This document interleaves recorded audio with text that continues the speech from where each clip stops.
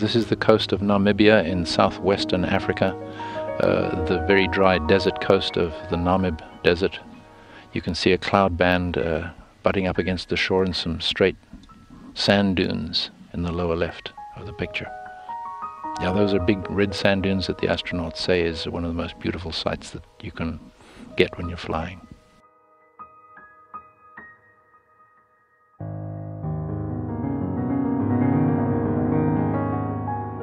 Coming into the view on the left is an impact crater right in the middle of the picture right about now, and some wind streaks. We know where this area is because it's a bit unique. We've got a major dune field coming into the picture on the left there, the Oriental Sand Sea, as it's called in French, and on the top is the Issawan Sand Sea.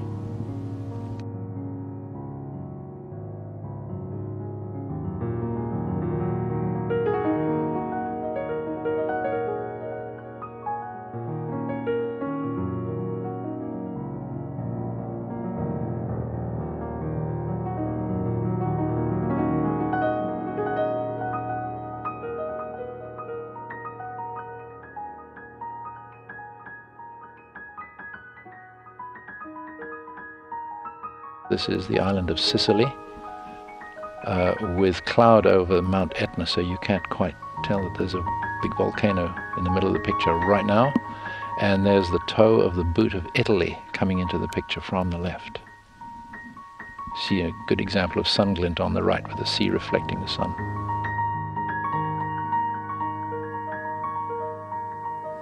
This is the smooth east coast of the Kamchatka Peninsula again.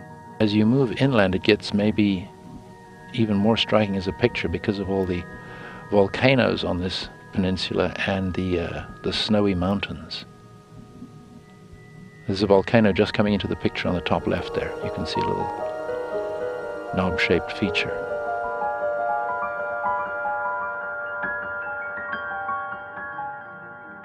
Here is a smaller finger of land in China sticking into the Pacific Ocean. In winter you can see all the snow lower left. This is called the Tsingtao Peninsula, we recognize it. And again the sun glint point moving along the coast, upper center.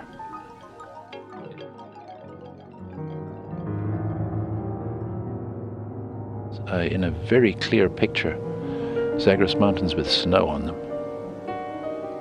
In Iran, in the country of Iran. Here we have the north coast of Australia and the Gulf of Carpentaria and some islands. The biggest island at the bottom of the screen there is Groot Island, which means the big island in Dutch.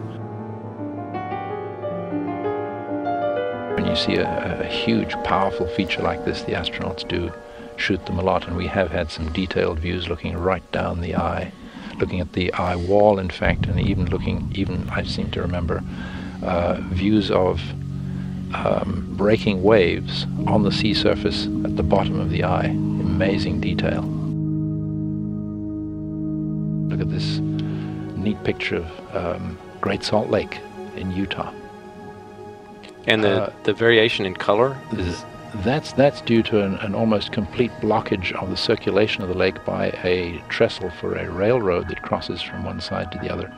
Stops the circulation and things get saltier and a little bit, yes, certainly saltier at the north end of the lake.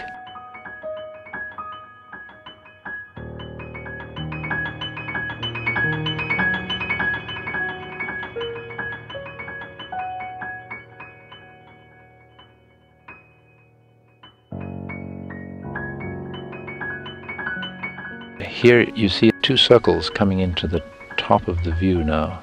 These are either volcanoes or effects from inside the Earth producing circular features. We think this is the Big Bend area of Texas. This is an interesting sideways view of the peninsula of Florida, with the Keys stretching out into the lowest part of the picture there, and the shallow seas around the Bahama Islands, top right. And Cuba coming into the picture, lower right. And this, I believe, is the coast of northern Chile in South America.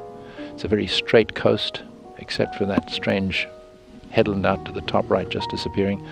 And so the desert is the first part of the inland zone, and then you see much blacker at the top of the picture the Andes Mountains with some many dozens of volcanoes. And here is a thunderhead, the typical look of the thunderheads, big rainstorms that develop over the Amazon basin. And another one coming in top right.